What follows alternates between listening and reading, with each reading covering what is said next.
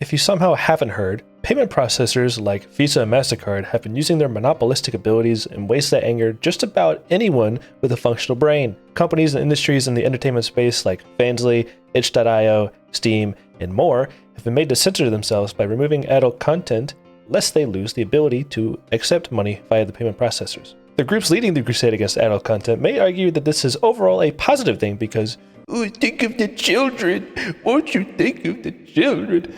Despite the fact that adults have plenty of tools to stop children from accessing adult content, and they just refuse to utilize them. However, I, and many others, would argue that payment processors shouldn't be the ultimate decider of what's okay to purchase and what's not, and that the censorship we're seeing now is just the beginning of a slippery and steep slope. And I don't even fully understand why these companies are doing this, especially when you consider just how much money is generated in the adult industry. The only somewhat plausible defense I've heard is that purchases of adult content are more likely to be charged back, but I don't even buy that argument 100% because, again, millions upon billions are made each year in the adult industry. Are the groups going after these credit card companies actually powerful enough to dissuade them from potentially losing out on that much money? And another thing, how have none of the companies targeted to remove adult content pushed back at all on this? Like, sure, for relatively smaller companies like Fansly, I can understand that it would potentially put them under if they tried to fight back. But Steam?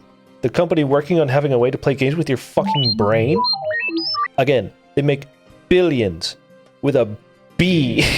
I'm surprised they didn't try to lay their fat schlong on the table and give the credit card companies an ultimatum of sorts. I wouldn't think credit card companies would be willing to let a company like Steam go, but then again, a lot of things I wouldn't think would happen have been happening lately, so yeah, this shit pisses me off, because these payment processors have affected me as well, and not just as a consumer.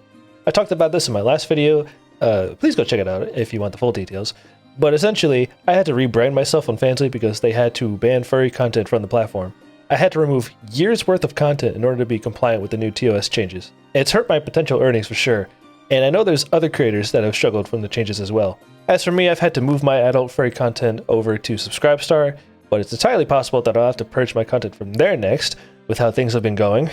It really makes me wonder what will be the breaking point. How much further can these credit card companies push their luck?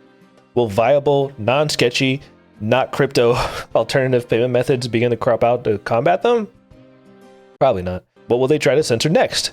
Violence in video games? Pornographic content as a whole? And for what? Just to control people just because they can?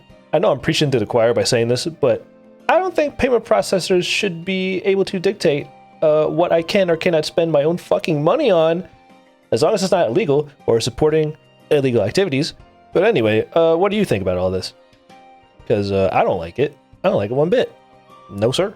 Thanks for watching me yap.